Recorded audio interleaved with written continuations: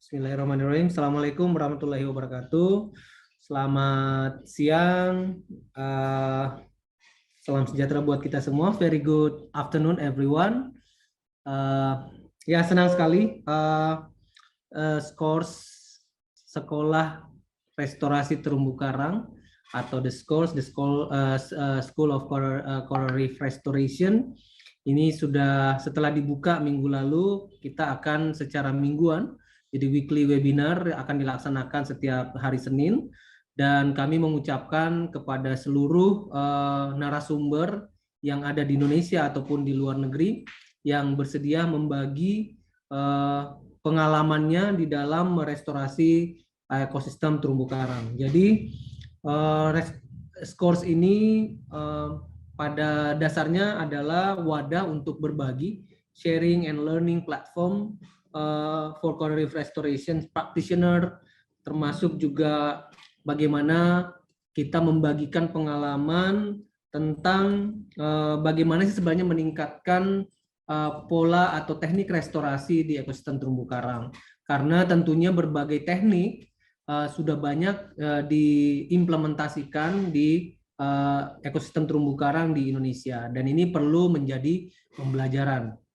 Dan The Scores ini merupakan platform pertama di Indonesia yang secara langsung berbagi dan membandingkan berbagai teknik restorasi. Jadi tentunya setiap teknik restorasi itu mempunyai kelebihan dan kelemahan masing-masing, dan disinilah kita tempat belajar untuk bagaimana mengembangkan teknik tersebut, sharing tentang teknik tersebut. Dan untuk mahasiswa, ini menjadi bagian dari Merdeka Belajar dan Kampus Merdeka, MBKM, dan harapannya nanti kalian bisa mengklaim ketika mengikuti keseluruhan rangkaian dari The Scores yang akan berlangsung sampai bulan April Mei ya di tahun 2022. Dan mudah-mudahan kalian ini setara dengan 2 SKS sehingga kalian bisa klaim di masing-masing kampus kalian, dan nanti surat keterangannya akan kami terbitkan. Dan pada siang hari ini saya secara pribadi mengucapkan terima kasih banyak kepada Mas Raditya Andrean Saputra dari Indonesian Blue Foundation, Mas Andre. Terima kasih banyak, and I would like to extend my gratitude to Delphine, Robbe from Gili EcoTrust. Thank you very much for coming here. It is an honor for us to having you here to sharing experience. Dan saya kira juga Delphine juga bisa berbahasa Indonesia ya karena sudah lama di Indonesia. Baik, terima kasih banyak, dan ini akan menjadi acara rutin kita setiap minggu, dan tentunya kita terus bersiap bahwa akan banyak sekali pembelajaran dari sini. Terima kasih saya ucapkan, saya serahkan kepada Mbak Ade, Mbak Tris Blandine Razak untuk memandu acara Scores nomor 1 ini. Jadi kita kuliah perdana, dan kemarin kuliah umum, sekarang kuliah perdana, dan akan seterusnya setiap minggu jam 3.30. Terima kasih. Assalamualaikum warahmatullahi wabarakatuh. Salam.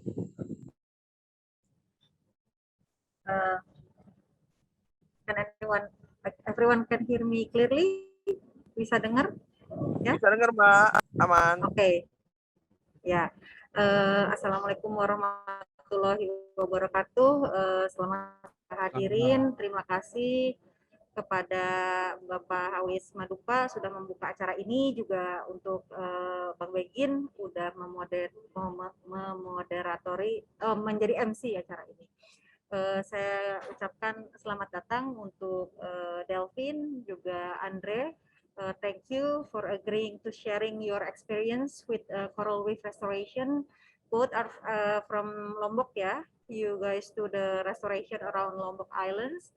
So as Hawis explained, like this is the place for us to share our experience from the field, what works, what didn't work, you know, how can we improve, you know, because like we've seen a lot of failures from reef restoration. It's not an easy task. It's not like planting trees. You know, it's difficult. That's why we have this platform so we can share what we can learn from each other, how we improve our efforts. You know, because now with the threats of climate change, this restoration effort it's never been more than important, you know. But of course, in Indonesia, we have other problems with bomb fishing, you know, and pollution, land-based pollution. Um, so yeah, today is the first course. Thank you very much. Maybe each of speakers can have like 30-minute slots, and afterwards we can have a discussion, open discussion from the floor. We can discuss. The floor is yours. Yeah, the Zoom is yours. Please shoot away. Thank you. Thank you, Made, and thank you, everyone. First of all, I would like to say thank you very much for Pak Kadep, Pak Hawis, to make these things happen. School of Coral Reef Restoration, I think it's really good idea where a lot of different practitioners, experts from the field can share what's their activity on the field. Therefore, we can learn what's working, what's not working, and maybe we can learn from each other. And then it's good that we'll be in every week. Also in the student part, the students can learn every week from different experts, which is I think something that is very beneficial once the students graduate and then they become one of the coral reef practitioner, maybe, you know, one of the location in Indonesia. But it's really nice idea. And also thank you for Bang Begin for inviting me, Mbak Ade. Again, thank you very much for making me the first speaker of first also edition of School of Coral Reef Restoration. And the participants, I know it's quite late. It's 4:43 now in Lombok, and hopefully everyone can still follow the presentation. I'll try to make it brief and interesting and maybe engaging. Maybe at the end we can have a nice discussion by the end of the talk.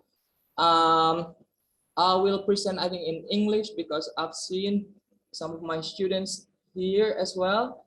I see Alex, I see Uli. Alex is from Delphine University. They are here at the moment helping us with the coral lab buildings and everything else with the research, crowdfunding, etc. And I think we have Uli from Udayana and other students and other participants from different places. All right. First of all, I would like to share my screen so I can get this presentation started. Yeah. I hope everyone can see the screen. Full screen mode.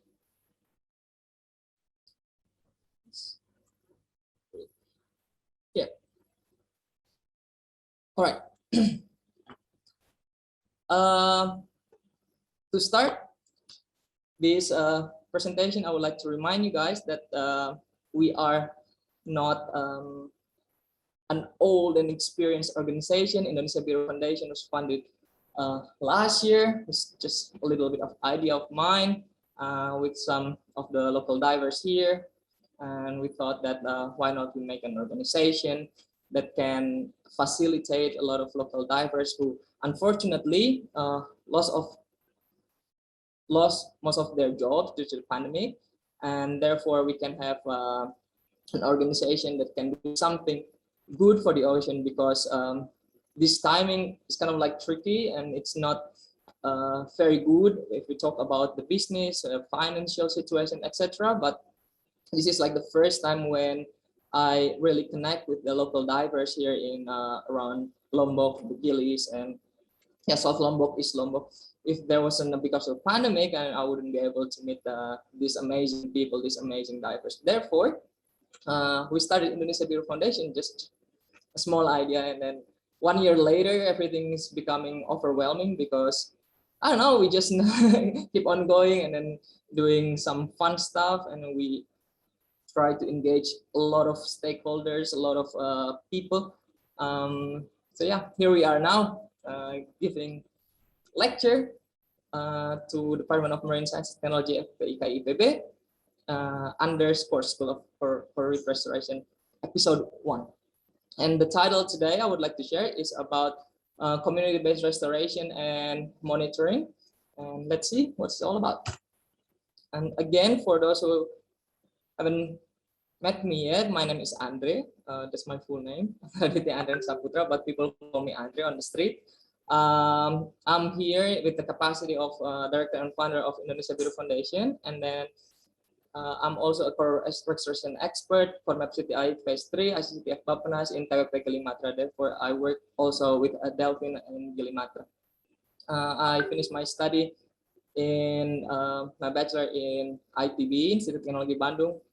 Weirdly, it was a geology major, but then after 1 year, I had a career in oil and gas industry, and then changed my career into marine science, where I continue my education to master degree in University of Technology Sydney.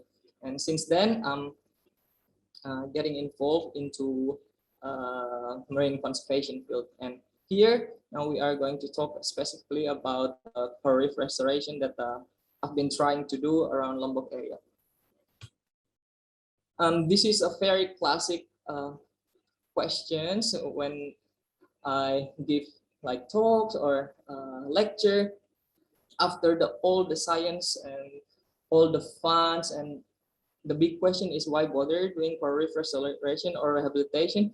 Because we need to consider that it's a labor and cost extensive from the start until the monitoring. It's not an easy process, especially maybe not this year, maybe 5 years ago. It wasn't easy to get funding in this kind of project, like a big funding.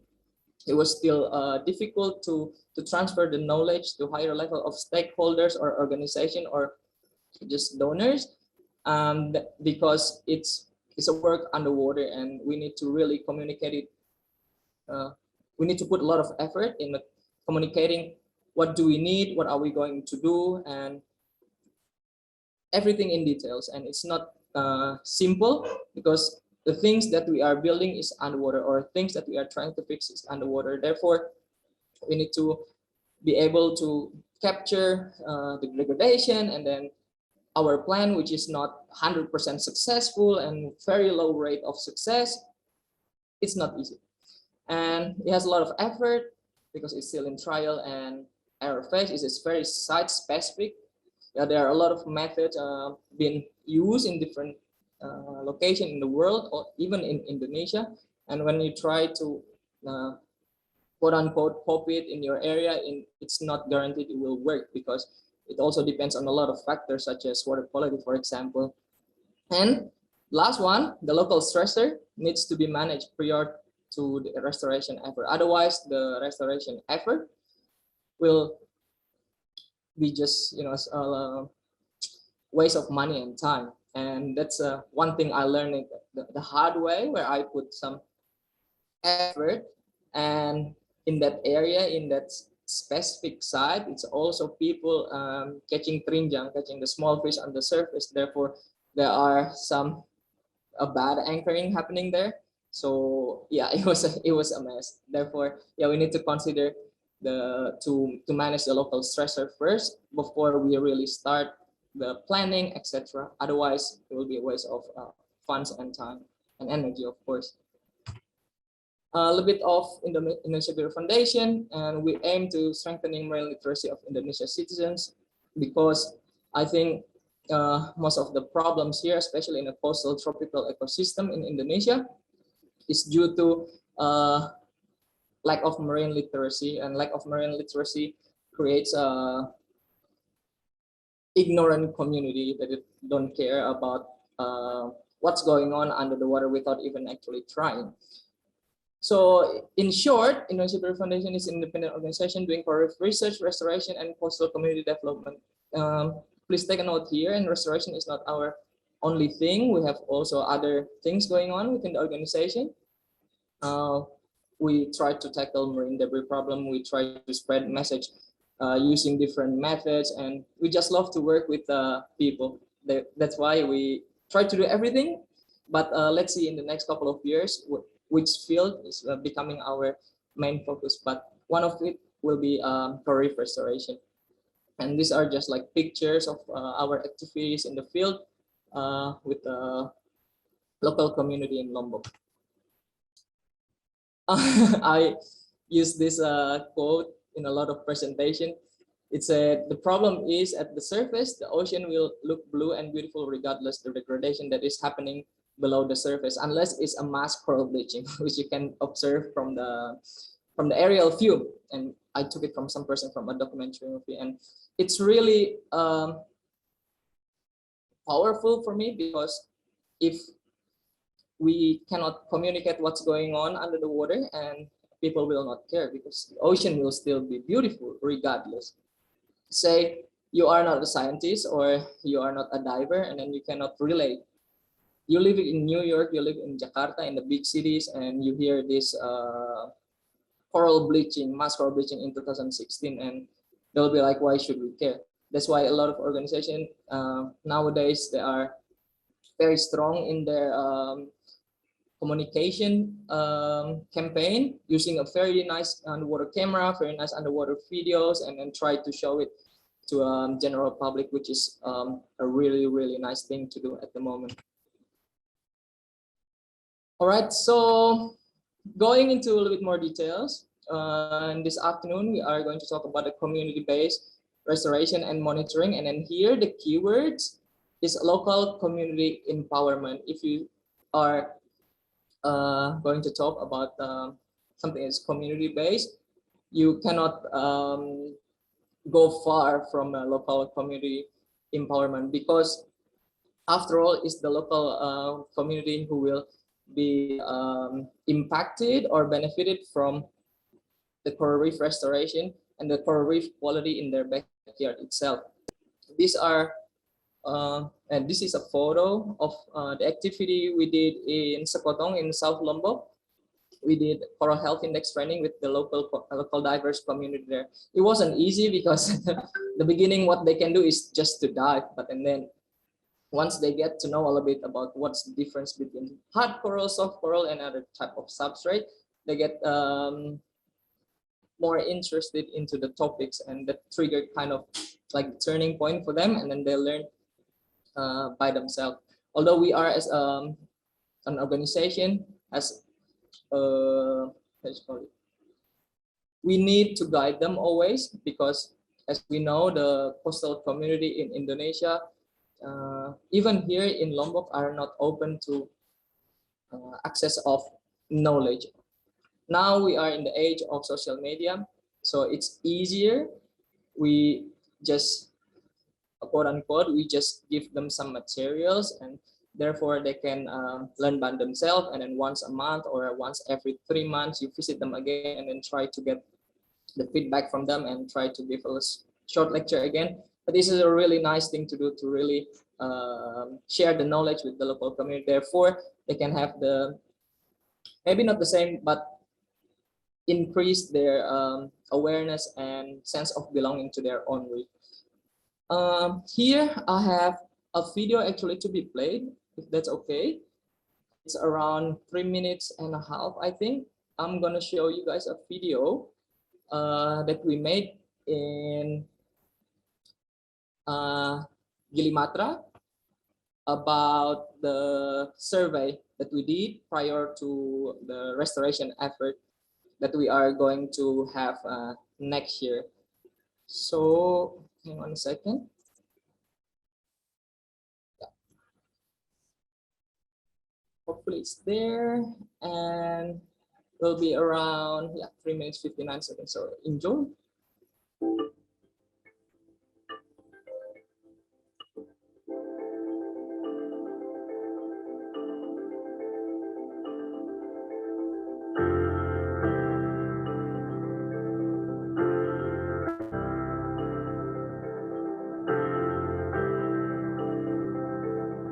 So for this program, we have 10 sites to be surveyed, and the goal is actually to identify what's the where is the degraded sites, so then we can make a plan for rehabilitation or restoration there.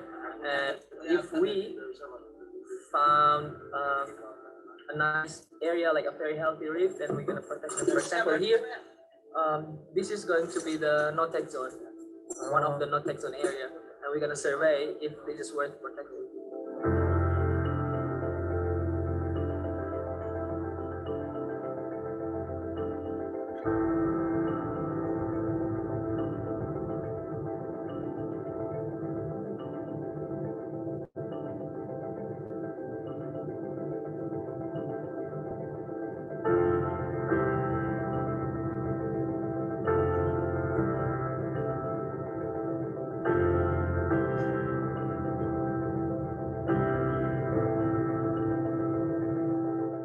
Combination between this fish survey and then the substrate survey, it will create index. Number is called coral health index. A number from 1 to 10, which indicates how healthy the reef is.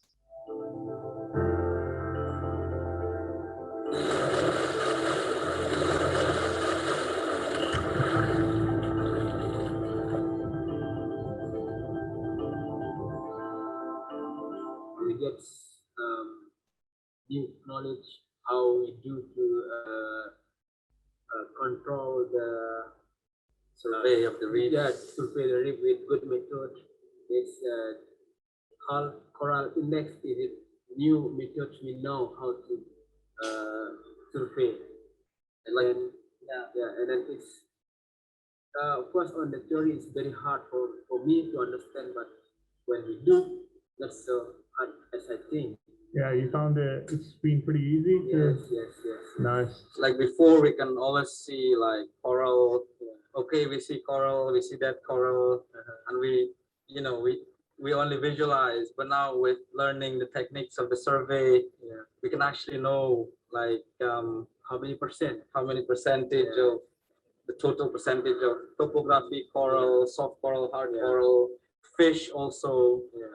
Especially like indicator species in the reefs to indicate that the reef is healthy, basically.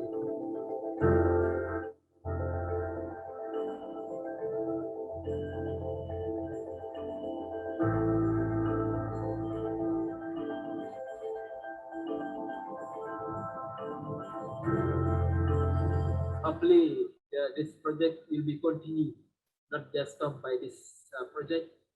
Continue more. Yeah, because now we know that's acropora, this coral is it on danger. So when we have survey, so we will know how to method with method we will do to make it more. So that's why we hope government make it this program to be continued. Yeah.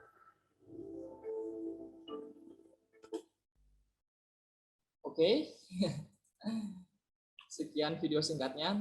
Itu kegiatan Kormap di Gili Matra. Mungkin nggak directly related ke kegiatan Indonesia Biru Foundation, namun itu baru saja dilakukan sekitar 2 bulan yang lalu. Jadi saya cukup bangga juga. I'm really proud of the local community that can grasp a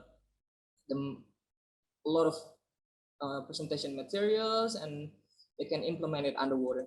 So it was a big step for the local community in Gili Matra. All right, I will continue my presentation again.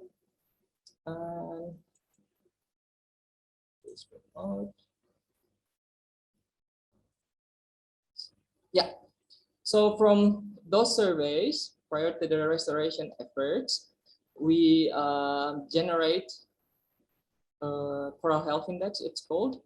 You can see here there are numbers from 1, 3, 4, 6, and the lowest is 1, and then the highest is 10 for a coral health index method. Therefore, from this data, we know where are going to be our restoration sites, because those numbers are low, and the idea of the restoration is to improve the health of the reef. And those low index, therefore it will be higher in the future with the effort, hopefully. Apart from the coral health index method, we also tried to do the photogrammetry It's more for the visual representation of the reef, in this case the restoration sites.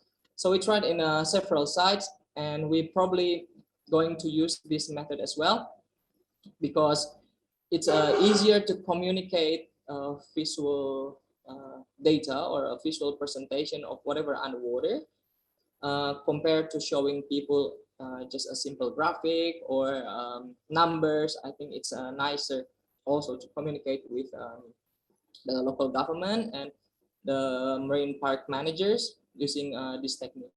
And why I put it here in my presentation, because this technique is not hard to do. It's basically you are snorkeling on the surface, or you can use scuba diving gear and then go around your area in a U pattern. So you cover basically the entire area, like stitching them. And you can use this software called Agisoft Metashape, and yeah, generate the model. It can be an orthomosaic map on in a 3D. It has some, always it will be having some downside, just like other method of restoration method or a survey method. But so far, for visual representation and to make an actual map using actual pictures, in our opinion, this is one of the best method exists to date. So from these hundreds of images, we generate the dense point cloud. It's a technical term, but just gonna put it there. It's called dense point cloud here on the right. And from this dense point cloud, and then we try to what is called interpolate the points that has value of colors. So you can see here the texture of a reef. It's not necessary a restoration site, but in this example, I tried to do it just in a random reef area. And here you can see the topography and then the rugosity of the reef. And let's say you put some effort or structures in this, I think it was rubble fields, like in these flat areas. And over the time, if you take the data again, and you will see changes in a visual form, which is nice to communicate to general public. This is a little bit of intermezzo, because yeah, a lot of people think that we are marine biologists doing some of this stereotype thing, playing with dolphin. Oh, this is not very nice. Doing some rally and then enjoying the pool in the tropical island, scuba diving. But what we actually do is in front of computer. Like we always we spend our most of the time in front of the computer analyzing data and then trying to write a report, papers, etc. It's intermezzo. There was also some effort from the local government. We worked together with the local government to try to make structures and then deployed in 10 sites around Lombok. And in this program, it was, I think, before ICRG in Bali. So we didn't get a maximum amount of people because some of our friends also went to Bali to help the ICRG program in Bali. But we tried to involve as many people as possible. They can weld the metal structures, they can be divers, they can be transported, etc. But the idea was similar to the ICRG in Bali. It was 2020, end of 2020. And this is the latest one that Indonesia Biru is doing with Delphine University. It's a collaboration among different organizations, actually, not only with Delph. We got a little bit of funding from SOA, Sustainable Ocean Alliance microgrant. We got quite big funding from crowdfunding campaign in Delphine University. The idea is to create a coral laboratory as an educational tourism center in Kecinan Bay in North Lombok. Here on the top left, we have the land plot, which is donated by the local community, as they're now getting into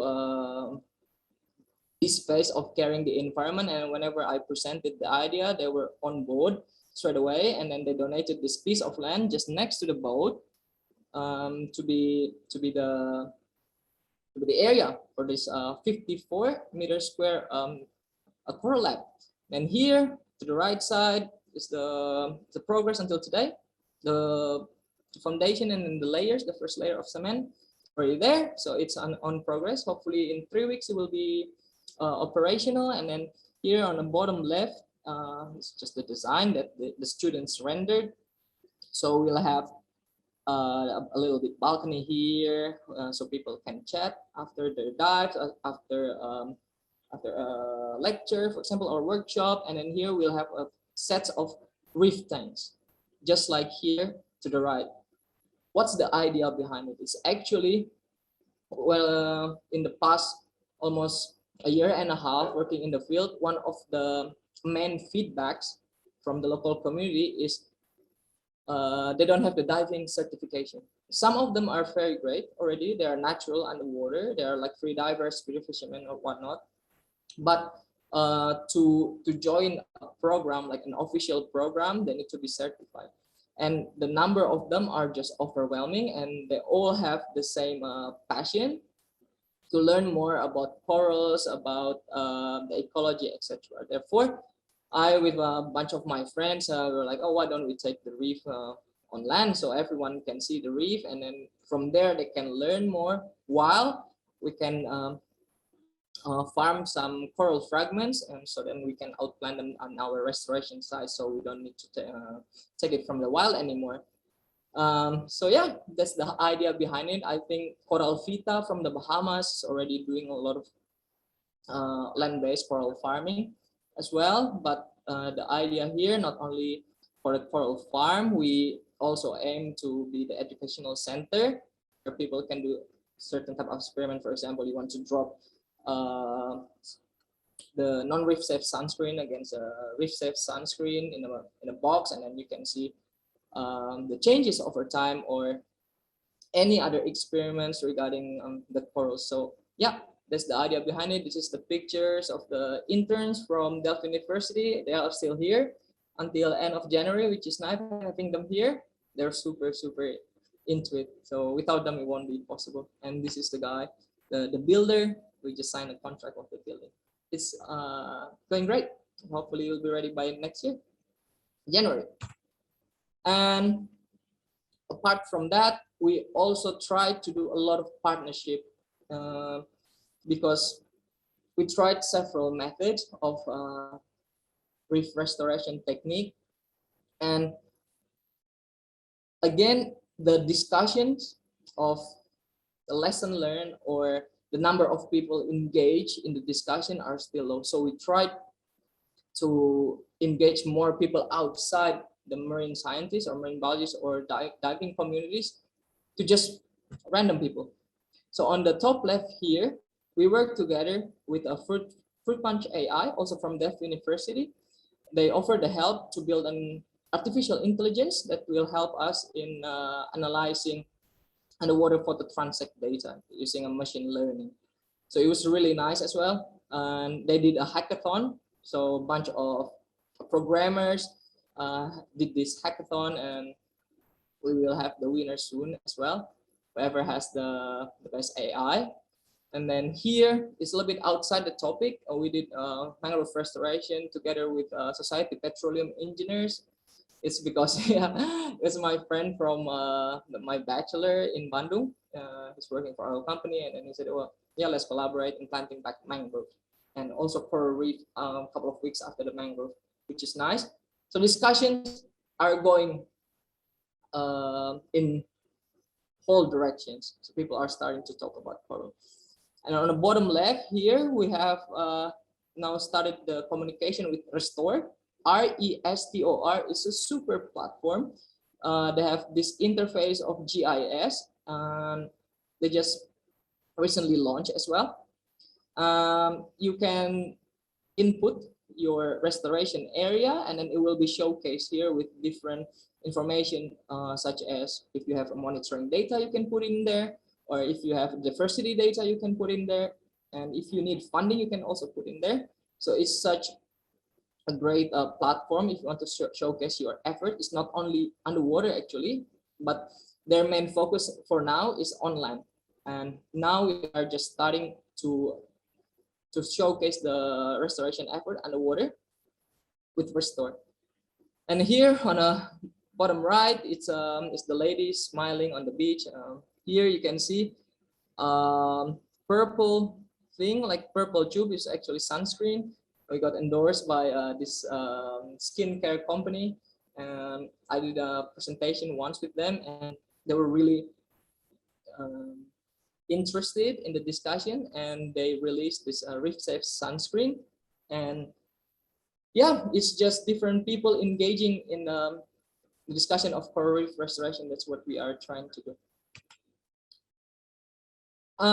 Several key factors in the past almost a year and a half that we take note and that we can learn from different areas, and then from different events and from different programs, that the local community-based coral reef restoration is really depending on the scuba diving ability, you like it or not. Don't jump into the restoration activities if the local communities are not able to have a scuba diving ability first, because you will do more damage than the restored reef itself. And with the scuba diving ability will come the first awareness, because people who go scuba diving, snorkeling, or surfing, they have this first-hand experience of the ocean. Therefore, it's easier to educate and then to get them on board. That's why if a local or community-based restoration and monitoring is planned on one area, and we need to consider scuba diving ability. If there is none yet, and maybe we can train them. Then move to the second key factor is the basic coral reef ecology. It's not always easy to pass on the knowledge about the ecology, because most of these people here in the coastal community, they don't go to school. It's lucky if they can go to high school, but most of them, they don't have a formal education. So you really have to translate the technical terminologies or scientific terminology into something more local, and then something more understandable. That's when they can relate. Otherwise, it's difficult for them just to absorb information as simple as why they shouldn't step on corals when they are conducting or guiding a snorkeling trip, or why people shouldn't touch sea turtles, this kind of thing. You have to really break it down to the simplest terminology without taking away the main message, and then you can speak with them, and then the discussion is rolling.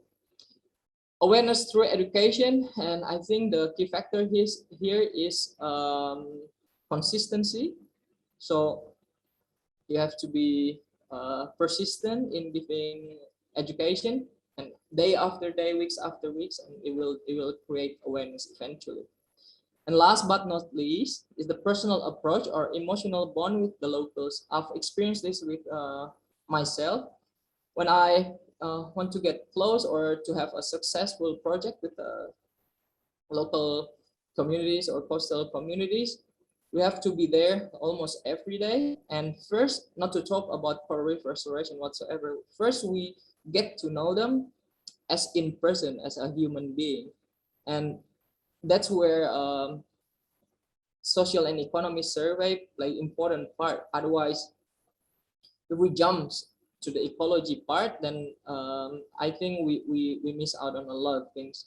That's why personal approach and emotional bond with the locals is very important. It's not only for the output, but also for the trust when we are giving information on, or when we are trying to direct them to a certain direction. And that's very important. And I think that's all my presentation. I think I'm quite early, but if it's longer, it would be more difficult for the participants to follow. But yeah, thank you so much. And hopefully there are some questions and I'll try to answer it if I can. I'll give it back to Mbak Ade as the moderator. Please, Mbak Ade, thank you very much. Thank you, Andre, for a great presentation. It's really nice to see how your organization, at a young age, 1.5 years, already have achieved so much. So I think we just continue because it's already late in Lombok. I suggest like we continue to Delphine, and then you have 2 questions in the chat room, but then we will discuss that later. So I will give Maybe later, Mbak. Time and slot, Delphine. Yeah. You can continue with your presentation after Delphine. Thank you. The floor is yours, Delphine. Thank you very much. Same as everyone, I want to say thank you very much for inviting me to present today. And so I am Delphine Robbe. I'm originally from France, but I came to the Gili Islands in Indonesia in 2004. And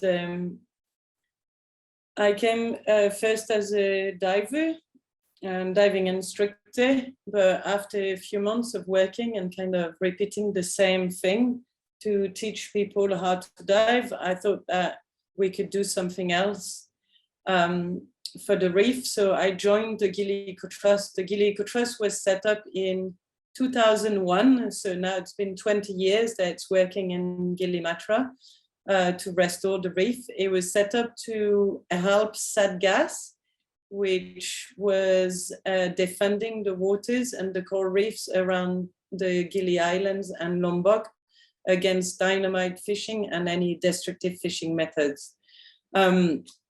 And the Gili EcoTrust was there to support the efforts of Satgas. So when I joined, I learned a lot about the local community, learned to speak the language, and learn how we could work together to make the reef better for ecotourism and for a better future for everyone. Not only the reef was damaged from destructive fishing, but also from global warming and so mass coral bleaching. So there was a lot to do. Most of the reef were just like coral rubble and sand, sponges, and just nothing really stable to restore the reef. And that's, everyone here knows about the threats on the coral reef. It is destructive fishing method, is global warming, is anchoring local threats such as tourism with like not very responsible behavior from people. And a lot of people do things by ignorance, like dropping an anchor or walking on the reef or touching anything underwater. They just don't know the damage they're doing. So there's a lot of things we can do, but it always go through the education. So we're working a lot with the local community, but also with the universities.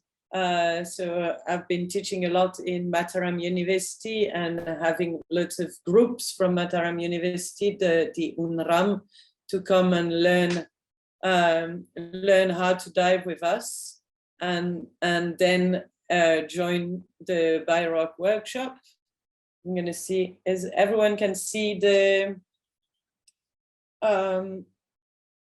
presentation, and just check, is everything okay? No? Yes? Okay, maybe. Yes. Everyone? Okay, It's perfect. beautiful. Okay, cool. So the Gili EcoTrust is not only focusing on coral reef restoration, but also trying to minimize the damages. And in 2004 or from 2001, we were actually working with the BKSDA, because at that time the KKP or BKKPN was not existing. There was nothing like this at that time. So we were working with the BKSDA for coral reef restoration and for patrolling and for education around the island. We're working with the BKKPN, which is Ballet Conservancy.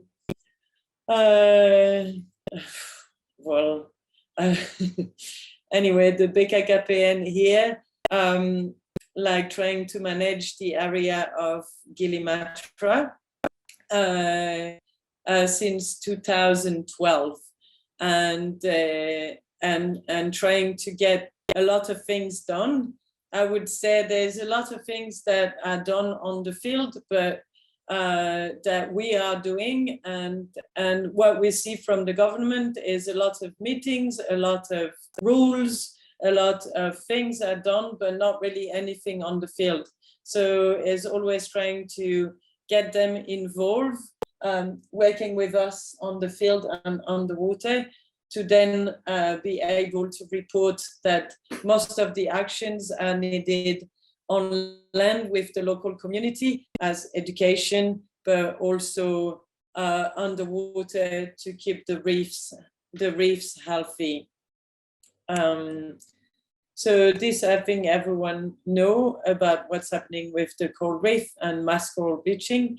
Main coral reef restoration is the BIROC technology, which is in many places in Indonesia. We have a yayasan called BIROC Indonesia that works all over Indonesia. The inventors of the BIROC technology, Tom Goro and late Wolf Ellsberg. The BIROC technology not only offer a very stable substrate for the corals to grow on, but because of the electrolysis that we are doing, the corals are growing up to 8 times faster.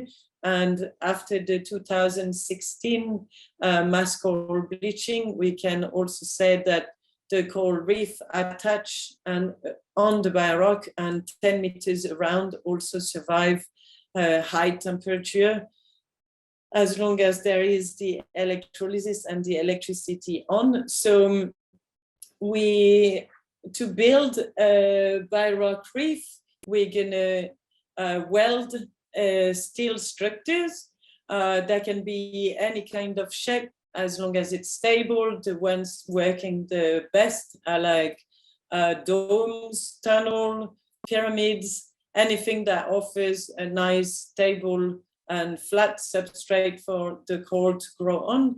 Then that is the cathode for the electrolysis. The anode is made of titanium, which is the first image here.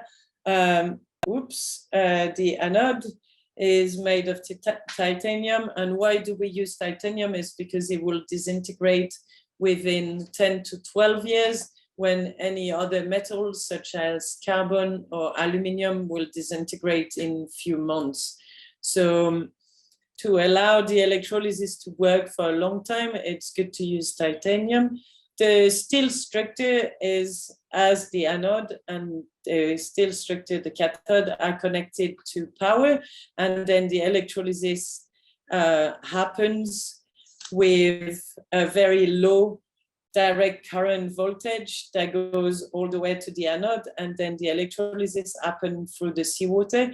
The result is that the steel structure will never rust, but it's actually going to grow calcium carbonate on it, which is the same as the same composition as the exoskeleton of the hard coral. So hard coral that are attached on the BIROC are very happy and very healthy because we're speeding up the normal reaction of coral growth.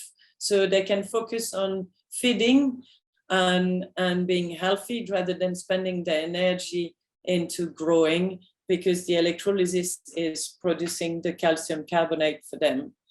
The first investment of a BIROC is quite expensive because of the cable, the titanium mesh, the steel, and everything to set it up in place. But once you have the first BIROC in place, you can extend it every 6 months or every year by sinking another steel structure next to it and connecting it to the old one with just a few meters of cable.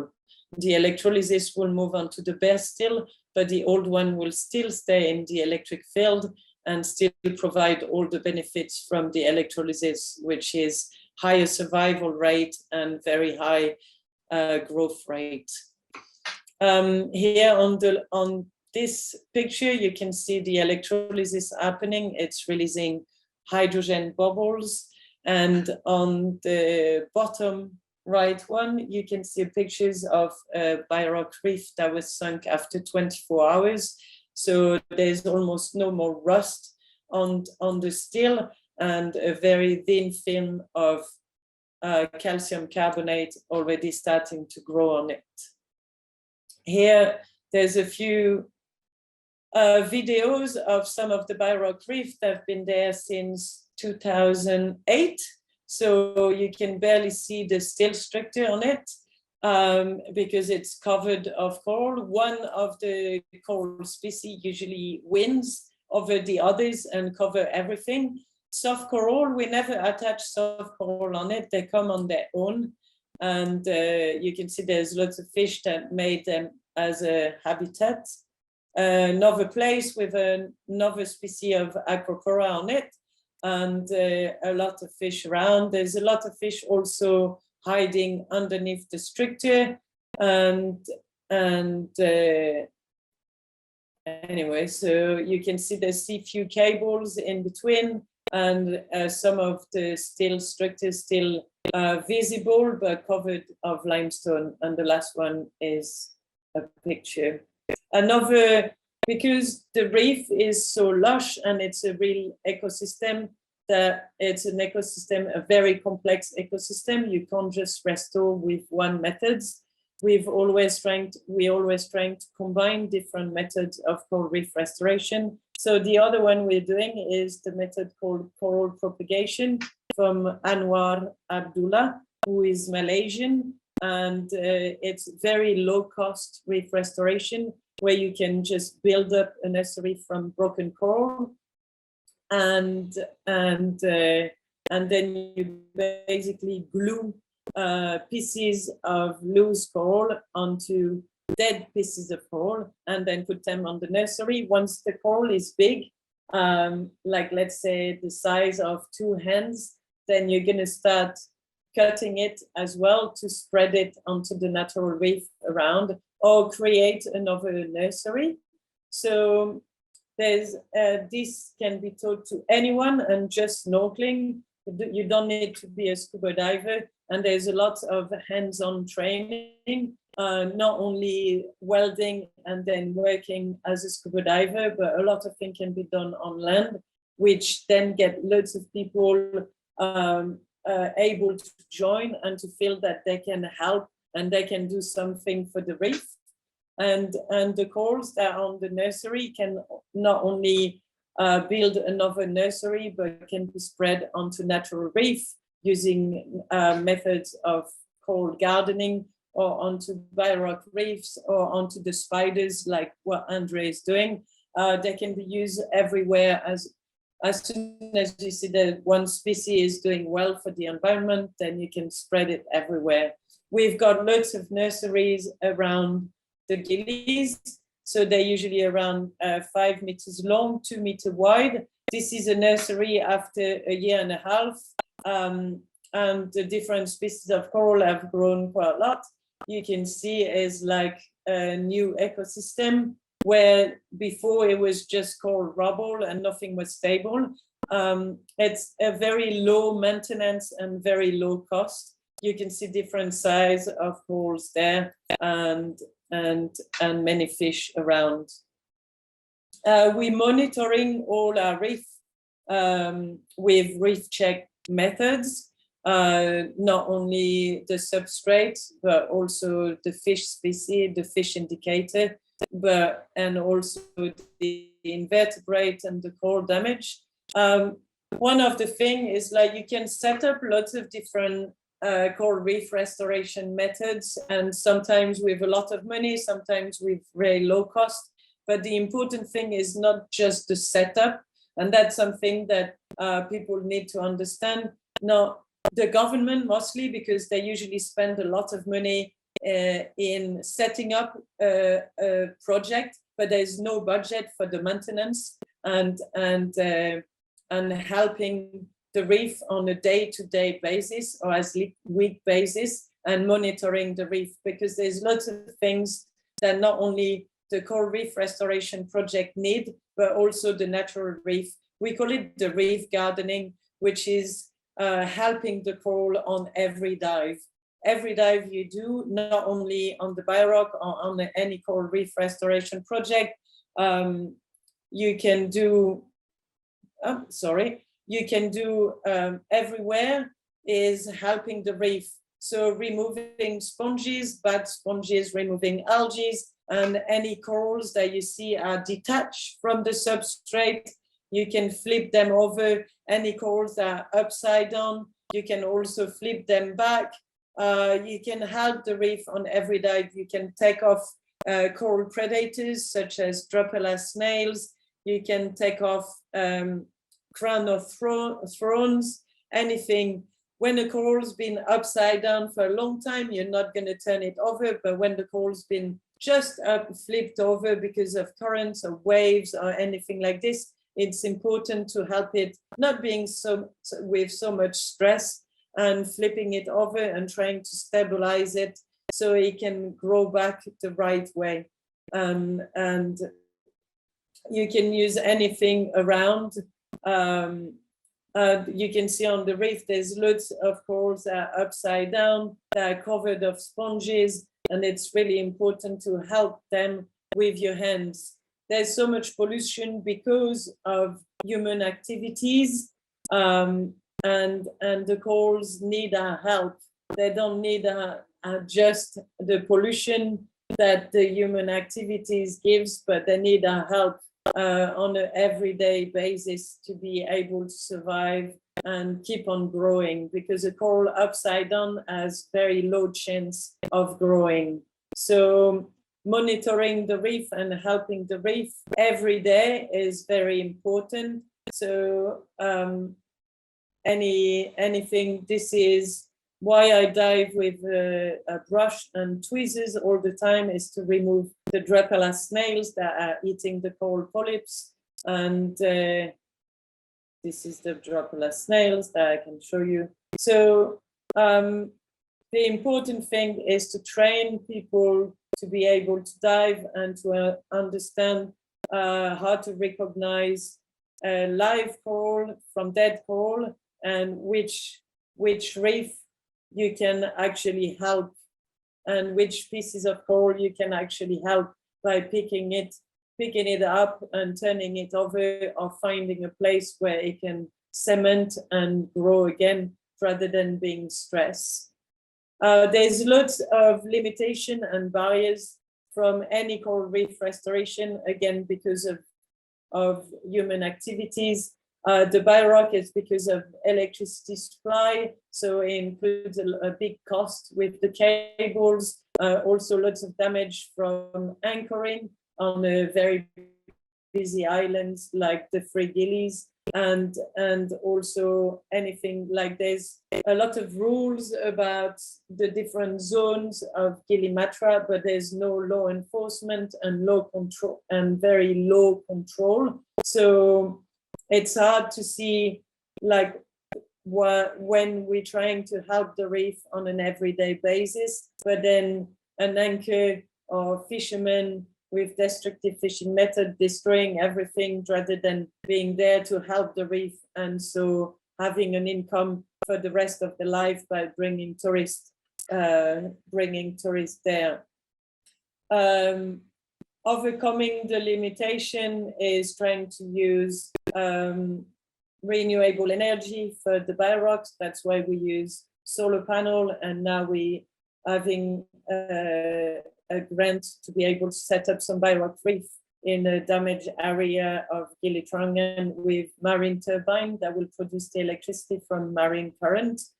Placing mooring buoys, this we've done it since 2004. to avoid anchoring, and there's a lot of maintenance to do on mooring buoys as well, because many people come to take the buoys or the rope. I don't know what to do, but also a lot of maintenance to do on the mooring buoys as well. So it's not only setting up the project and educating with one socialization when you're setting up the reef, but it's like repetition and repetition of the education about the importance of coral reef for our planet, for ecotourism, and what are the different solutions for us to be able to help the reef, and so to help local communities to keep on having incomes from tourism in the future. And that's about it, I think. I'm gonna finish here and stop sharing my screen. No.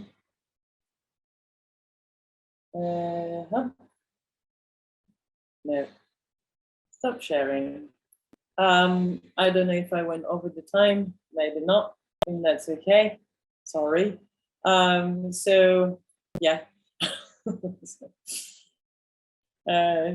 Anyway, so like Andrea said, there's a lot of things that can be done, but I think the most important is to monitor the reef. And he said he spends a lot of time in front of his computer, and me too, to try to find money and to write papers and to write grants to find more monies to carry on what we're doing here. But the most, and where I actually enjoy working is underwater and teaching people, because I can teach you things like now and show you how to do a biorock and show you a few videos of reef gardening.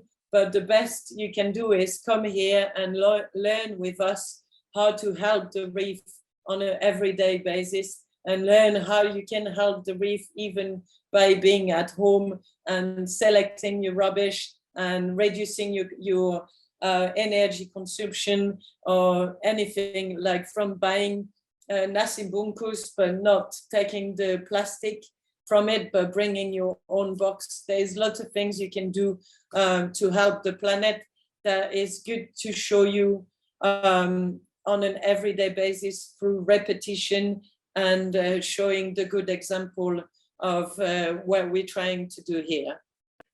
Thank you very much for listening. I think I'm done. If there's any questions, happy to answer. Thank you. The questions only goes to Andre at the chat, in the chat. So oh yeah. And to Andre, like there's one, I think from your video, there's blue acropora, and then Bang Suryo asked, like, do you know what species is that? Because he's working with the ornamental fisheries. That's first question. And second is probably a suggestion, instead of using AI for the underwater photo transect, maybe you can use photo quote, if I'm not mistaken. Yeah. Okay. That's thank you for the question, Mang Yoyo. Yeah. For the acropora species exists in Gili. It's most likely Acropora hoxamai or Acropora yongei, and it's around between 6 and 8 meters depth. It was, in fact, a little bit of story about this blue Acropora. It was the icon back in the days. There's dive operators even called blue coral because of this blue Acropora. However, the population is declining, and this species actually is going to be one of the main focus in FORMAP intervention in Gili. So yeah, it's quite shallow. It's between 6 to 8 meters, but some of them even can be found around 3 meters. Yeah, so it's most likely Acropora yongei or Acropora hoxamai. But if you want to know for sure, I can send you some samples, and you can do lab analysis to see what species is the blue Acropora. And for the second questions, or maybe more about suggestion, using PhotoQuad. Thank you very much for the suggestions. I personally haven't used PhotoQuad. It seems very nice software to use, and I will try to dig more into it and maybe give it a go for a couple of photo quadrants. And if the segmentation, just like satellite image processes for object-based identification, that would be perfect. However, the machine learning that we developed together with Delphine University students with the hackathon is, again, just to trigger more discussion, because these students are not the marine science students. They are all computer scientists. And I gave one lecture about why their work is important, helping the marine scientists to analyze the data. And apparently these best computer scientists now are done with the hackathon. So let's see. I will keep you guys updated about this AI that they develop. Maybe it will make our job easier in analyzing the data, especially on a reef monitoring program. Yeah, hopefully that answer your questions, and maybe there are more questions for me or for Delphine.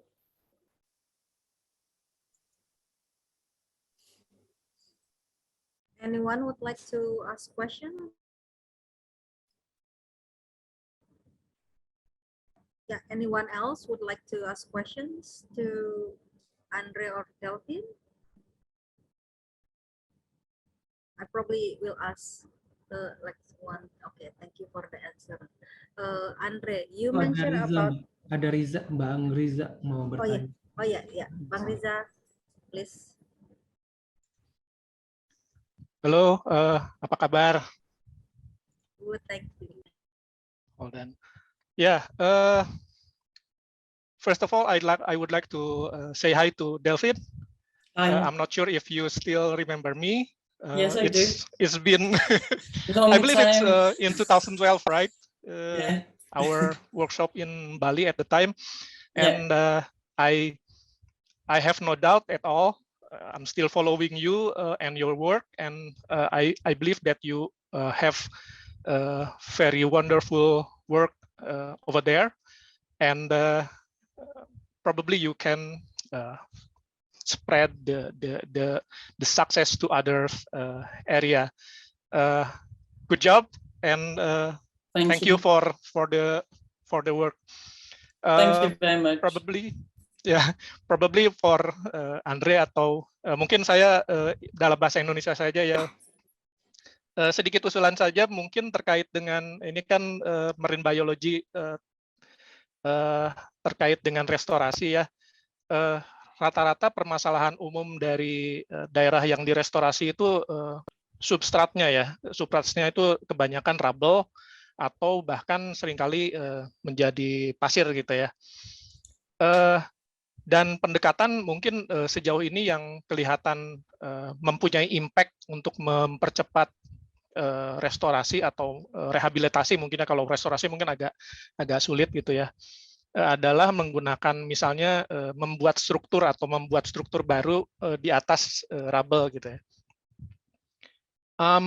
Tapi mungkin saya nggak tahu karena Yayasan Konservasi Alam Nusantara tempat saya bekerja sekarang tidak terlibat dalam restorasi. Apakah ada riset yang pernah dicoba untuk meneliti? Kita percaya bahwa keragaman spesies di terumbu karang itu akan membantu keragaman ikan juga ya di dalamnya atau biota-biota lainnya. Tetapi mungkin ada satu hal lagi, rugosity, di mana kontur dari reef itu sendiri mungkin kalau terlalu rata dan homogen mungkin akan sulit buat keragaman biota yang berinteraksi dengan terumbu karang bisa ikut terlibat. Ini sekedar usul. Apakah pernah dicoba ada riset memadukan antara beberapa pendekatan ya, misalnya dengan Mars, kemudian di tidak jauh di sekitarnya ada biorock, kemudian ada lagi yang mungkin struktur lain, misalnya dengan beton atau bahan-bahan lain. Mungkin dari saya itu aja. Terima kasih. Ya, makasih Bang Riza. Ininya saran dan mungkin setengah pertanyaan. Sebenarnya apa yang dikatakan Bang Riza itu sangat benar ya. Yang kita coba rehabilitasi atau restorasi ini kan sebenarnya kalau masalahnya terkait bomb fishing, jadinya rubble field gitu ya. Kita kehilangan structural complexity dari reef itu sendiri, di mana structural complexity ini sangat penting untuk keberagaman ikan-ikan yang menggunakan celah-celah misalnya, atau yang menggunakan ya kompleksitas sebuah ekosistem itu sendiri. Untuk kegiatan dari Indonesia Foundation belum pernah dicoba, walaupun nanti berdasarkan diskusi dengan masyarakat lokal, berdasarkan dengan diskusi dengan ICCTF, di Gili Matra akan kita coba dengan beberapa struktur di satu lokasi, karena belum ada di area sini yang menggabungkan beberapa pendekatan atau beberapa metode di titik yang sama gitu. Yang pernah lihat sendiri sih di Nusa Penida ya, yang waktu itu diinisiasi oleh Andrew dari Blue Corner. Dia coba ada beberapa shape, materialnya sama, materialnya besi yang bilas gitu ya, dengan ada yang bentuk spider, ada yang bentuknya seperti rumah. So far survival rate-nya tinggi, growth rate-nya lumayan bagus, mungkin kualitas airnya juga bagus di sana, dan ikan mulai datang ke sana, dan bukan hanya satu jenis ikan juga di sana, udah mulai banyak parrotfish, wrasse, butterfly fish. Jadi kalau ditanya sekarang apakah baiknya homogen dalam kita berbicara struktur atau heterogen dalam bentuknya gitu ya, saya lebih setuju bentuk yang berbeda, karena di alam sendiri itu kan bentuknya nggak sama semua gitu, walaupun misalnya hamparan heliopora gitu, ada naik turunnya gitu. Jadi jika kita ingin mendapatkan mungkin hasil yang lebih, output yang lebih, saya rasa keberagaman bentuk dan keberagaman metode bisa dicoba. Riset sendiri mungkin para akademisi, Mbak Ade, mungkin ada pernah riset yang membandingkan atau yang mengambil data di sana?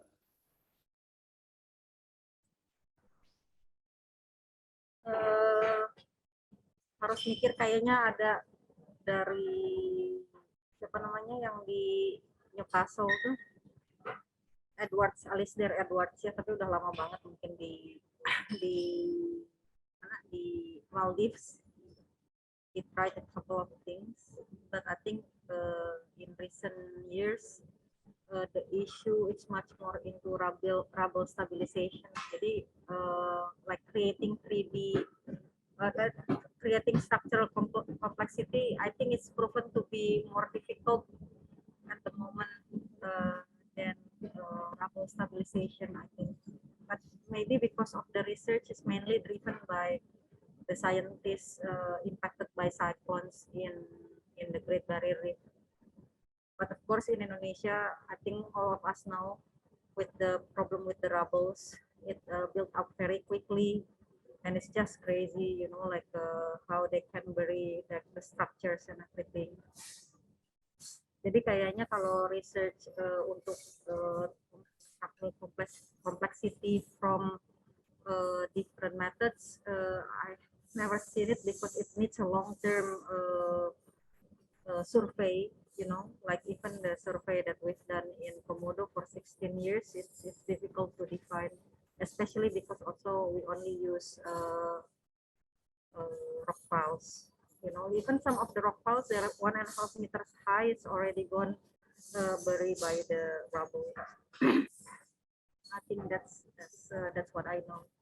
And Delphine, maybe you have opinions? The coral rubble is just everywhere, and then it's not only from dynamite fishing. It's there's lots of natural destruction, but it's also from anchoring, and like the waves are getting bigger, the storms are getting stronger. And everything is just falling off. And then when there is mass coral bleaching, which now happens almost every year, even if sometimes it's only a very short time, then the corals just end up as as rubble, and with the strength of the currents that we have in Indonesia, it's really hard to stabilize that, and you can with the biorock you can try to stabilize the coral rubble with chicken wire, and we've tried to do that, but then you're really low on the reef. And being low on the reef means every predators can come easily on it. And then as soon as there is big waves, all the sand, the sediment, and the coral rubble from the beach can cover wherever you try to restore. So everything in terms of coral restoration, what we've observed with 20 years of experience is like, it usually needs to be quite like 50 centimeters or higher from the reef, and trying to be quite stable, so it gets the coral off the reef. But then it doesn't need to be everywhere like this, because you need to try to follow the natural topography of a reef, which is like one rock and then down and then up again, and nothing really aligned, nothing really regular. And that will help us to slow down the waves as well. So most, like, where we think that the coral restoration is the most important is on the reef plateau, and it's also where it's the easiest, because everything can be quite stable on a flat area, but then you need to progressively go onto the slope as well, and it's really hard to restore the slope because of the rubble as well. So it's really starting from the shallow and progressively going onto the slope to try to stabilize the slope as well. With the 2018 earthquake that we had in Gili, we can see as well, like the slope got totally like big trench, and all the topography changed. Like we could see like some rubble coming up, like I don't know how many meters the layer is just huge. And then sand as well. It just changed everything from one natural disaster. So whatever we're doing with coral reef restoration, always need to try to adapt with the nature, and it's really hard to follow the nature because the nature is changing as well because of global warming. So it's always like observation and trying to adapt. So one method is never the best. You need to combine as many methods as possible to try to restore the reef. That's what I think is just like one solution is never the best. It needs to be many solutions from many people, and the important thing is being there to monitor. So like what Andre does, like photography and filming, and we do with the reef check and things like this, so we can see actually the benefits or learn the lesson and try to adapt and to change the different methods we use. Very, very interesting, Delphine. Very good. Like that's why we have scores. So I hope you can come every week and see how different practitioners do different things, and maybe we together can improve things. Can share, because like you raised some important points here. Like. It surprised me, like I agree with you that it's very difficult with the restoring the slope area. I was in charge with the eco reefs in Bunaken, and it's a lot of money. It's $200,000 just for the ceramics, for 65 by for 16 by 75 meters square. Can you imagine? And then after a few years, like hundreds of them is just buried under the rubbles because it's slopes. This is kind of knowledge that we need. Like, and it's also surprised me with the success of reef stars in Bali. With the Mars. I think because I heard from the PI, because Frank Mars, when he was about to invest into this program, he said, "I'm a businessman, so I want to do a business approach on this. Like I want to invest, but I want to get a highest return." So they carefully choose the place. That's what you said was right, you know, like they choose the flattest area with least wave, you know, and then they choose the strong community, the Pokmaswas, to taking care of the reefs, because that's also the main component, you know. They get rid of the algae and everything, but you were right, you know, like stabilize the slope first, and then we can go to stabilize the flat first, and then we can expand, you know. But it's amazing how you and Andre try to catching up with changes in the environment, you know, like catching up with this. And it surprised me that you said rubbles not only from the dynamite fishing, because that was I always had in mind, you know. You said, you know, the wave is getting stronger, the storm is getting more frequent, the bleaching is getting more frequent, they you know, they break apart very quickly, you know. This is dynamite fishing probably one of and big, but this one is like things that we have to deal every single year, you know, like yeah, it's thank you very much for sharing this. I have to mute. It's a very topic. Thank you.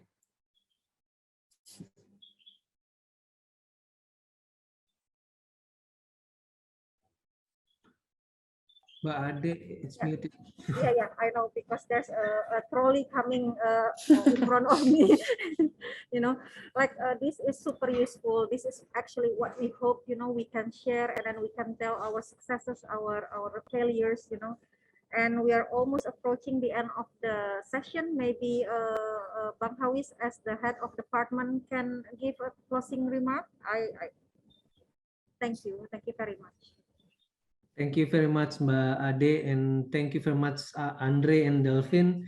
It is really very insightful presentations, and then we have learned a lot from your study sites, because we know that Lombok it's always amazing with the strong characters of the oceanic, and also many others like anthropogenic pressures. And yeah, we have learned a lot how the coral reefs over there like react or adapted to the different characters of oceans, like what you have mentioned about. I think thank you very much, and then I hope this is not only, this is just the beginning. So we will learn a lot, and then we are trying to summarize every single lesson learned from all of you, and then hopefully that we can put all these things together, and then can be lesson learned for Indonesia, and also for our young generations, because many of them are going to put these scores become their subject. So hopefully that by the end of this series of lectures, like until April or May, then we can put this together with others, and becoming more practical for the students on how to react, because this is really important to make them aware about the reefs where they live, because many of them are living in the middle of reefs, but they don't know how to react to the reefs. So it is our job, because like Andre and Delphine, you are really get into the field, and then we need your perspective on this. I think, thank you very much on behalf of Department of Marine Science and Technology, Faculty of Fisheries and Marine Science, IPB University. It is an honor for us to having you all here sharing your experience. Thank you very much. Thank you. It was really nice to be invited and to be able to share. Yeah, and I will do my best to join every week so we can share everything. And as you say, in Indonesia, everyone lives close to a reef, and it's really important that everyone tries to do something for the reef, for our future. Thank you. Thank you. Thank you so much, Delphine. Thank you so much, Andre. Thank you so much, Hawis. Bye, everyone. We'll see you again next week, inshallah. And have a good evening, everyone. Thank you very much. Bye-bye. See you next week. Bye-bye. Thank you very much. Thank Bye. you.